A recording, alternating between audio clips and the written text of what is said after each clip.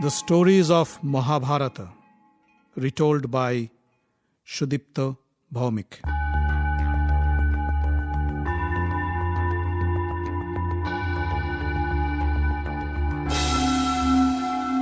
Welcome, dear friends, to another episode of The Stories of Mahabharat.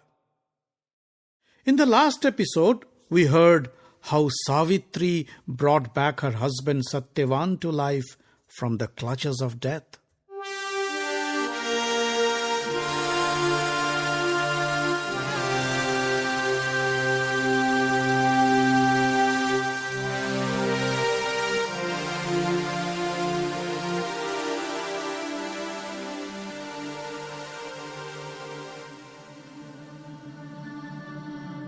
It was a pleasant day in the heavens. Indra, the lord of the gods, was enjoying an enchanting performance by the celestial Apsaras. As he watched the beautiful jewelry and costume of the dancers, he remembered of a promise he had made to his son, Arjun. When Arjun was visiting the heavens to collect divine weapons from Indra, he expressed his concern about Karna. Arjun said, "Karna's skills with his weapons don't bother me. What worries me is his body armor, the one he was born with. It is impenetrable to any weapon. My arrows would pounce off his chest like bamboo sticks." Indra knew Arjun's concern was a valid one. With his body armor and earring, it would be impossible to kill Karna. Indra looked at his son, smiled, and said, "Don't worry, Arjun. I promise you, I will strip off the armor from Karna's body before your exile ends." Indra remembered the Pandavas are now in their 12th year of exile. To keep his promise, he must act fast. He knew, if asked, Karna never refused a gift to anyone. For that, Karna has earned the reputation of a great giver. Indra decided to disguise himself as a Brahmin beggar and ask for his armor from Karna. The plan, however, didn't stay a secret. Karna's father, the sun god, came to know of Indra's plot. He appeared before Karna in his dream and said, "Indra wants to steal your armor to help the Pandavas. He knows you would never refuse alms to a beggar. He plans to visit you as a Brahmin beggar and ask for your armor. Do not oblige him." Karna asked, "Who are you? Why are you telling me this?" "I am your father, the sun god. I am here to warn you. If you give Indra your armor, you will make yourself vulnerable to the Pandavas." The world knows, if a poor Brahmin asks for something from me, even my life, I won't turn him down.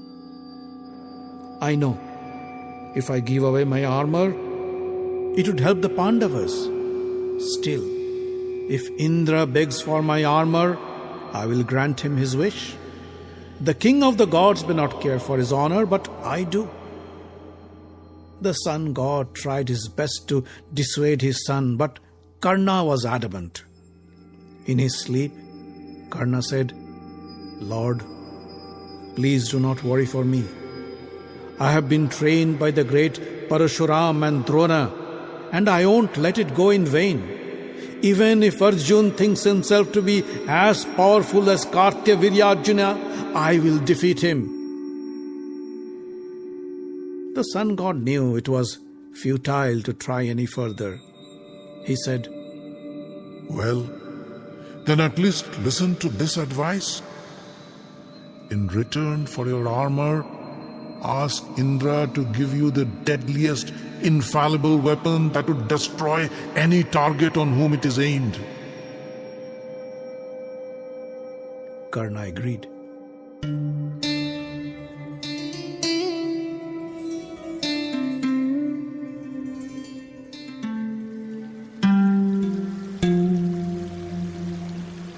The next day, at noon, Karna arrived at the bank of the river for his daily rituals. First, he would take his bath in the river, and then, standing in the cool waters, he would pray to his Lord. During this time, Brahmins from far and near would come to him to ask for help. Some would ask for money, some for land, some for cattle, and some for food. Karna would grant all their wishes, and they would return happy, singing his praise. Karna stepped into the river and took 3 dips in the water.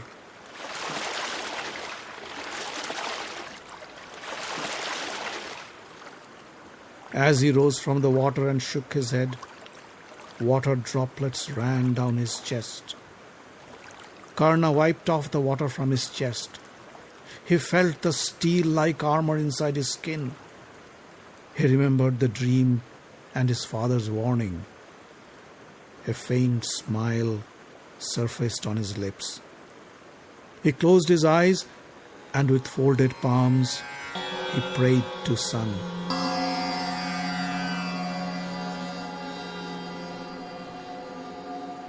After finishing his prayers, Karna waded through the water and walked towards the bank where the Brahmins would wait.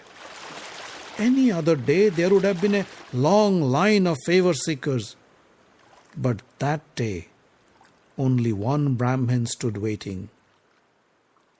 Karna smiled and asked, "O Brahmin, tell me, what can I offer you?" The Brahmin, with an apprehensive look, said, They say you are the greatest giver. You grant any wish people ask of you. You won't let anybody go back empty-handed. Is it true? A tinge of pride flushed in Karna's eyes. But he controlled himself and said, "Yes, I took a vow not to turn back anyone who asks for something from me. Tell me, Brahmin, what do you want?" The Brahmin said, Karna, you are a great warrior and a great king. But what I want might be a tall order even for you. Think twice before you commit. Karna felt insulted. He said, "There is nothing in the world that I cannot give you. Ask." If you insist, I will ask. Karna, I want the armor and the earring that you wear on your body since your birth. Cut them out and give them to me. Karna right away knew the Brahmin was none other than Lord Indra. The sun god's warning was not a mere dream. Karna took a second to regain his composure, and in a calm voice he said, "Brahmin, I can give you money, jewelry, cattle, land, even my kingdom.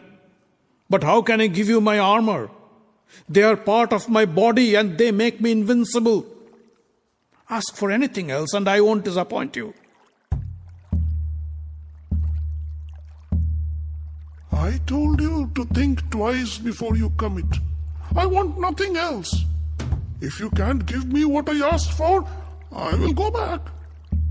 After all, Karna is not the great giver he claims to be. The Brahmin turned back to walk away. "Stop, Lord Indra," said Karna. "You may shed off your disguise now. I knew who you were the moment you asked for my armor. I will give you what you want. But isn't it strange of you, the Lord of the gods, to pray for a gift from a mere mortal like me? Rather, you should be granting me a boon. That is the appropriate thing to do." Indra smiled and said, The sun god must have warned you. I should have known better. All right, I will grant you a boon. Ask for anything except my thunderbolt. Karna said, "I'll give you my armor and earring. In exchange, You give me a weapon guaranteed to destroy any enemy it is hurled upon. Indra thought for a while and said, I can give you such a weapon, but it would kill only one person, and then the weapon would come back to me. That should be enough. I desire to kill only one person, said Karna, the man whom I feared the most. The man whom you want to kill is protected by the one whom the entire world worships as the Supreme Lord, Krishna. With Krishna's protection, your enemy is indestructible. Karna's face became stern. He felt anger seething inside him. He clenched his fist and said, I don't care who protects him. You needn't care for that either. You give me the weapon that would kill the mightiest of the mighty enemy, and I will give you my armor. Indra said, So be it. You give me your armor, and I'll give you the weapon. Karna pulled out his knife and raised it to cut open his chest.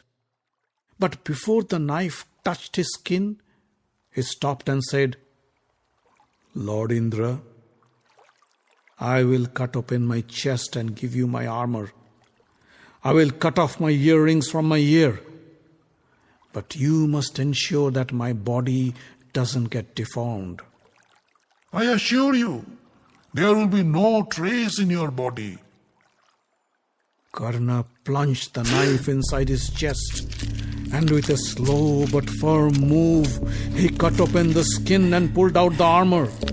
Next, he held his left earring with one hand and cut it out with the other. He did the same for his right earring. Blood gushed out of his wound, but Karna didn't wince a single muscle. He picked up the armor and earrings and handed them to Indra. Here, take my armor, my earrings. As soon as Indra took the blood-soaked armor and earrings, Karna's wounds disappeared from his body as if nothing had happened. Indra raised his hand to the sky, and the deadly Ekagni weapon appeared in his arm.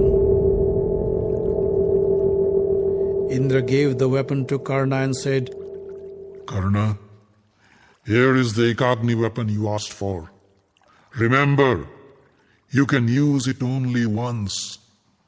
However, if you use it when you have other weapons at your disposal and your life is not in danger, the weapon would turn back on you and destroy you.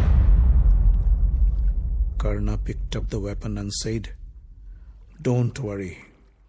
I will use it only when all my other weapons have failed and I have no other option to defend myself.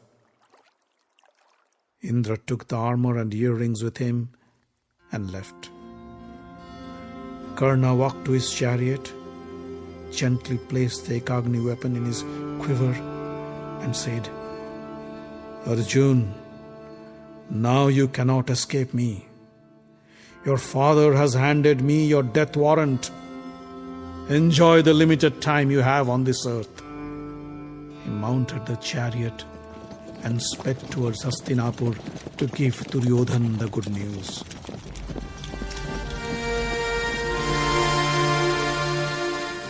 The Stories of Mahabharata is written, directed and told by Sudipta Bhawmik. Audio engineering, original music and sound design by Avi Ziv. Find us online at facebook.com/Mahabharata podcast. Join the group for updates and news. Subscribe to the podcast using iTunes or any other podcast catcher. On Twitter, we are at Mahabharat Audio. The podcast is distributed under the Creative Commons non-commercial license.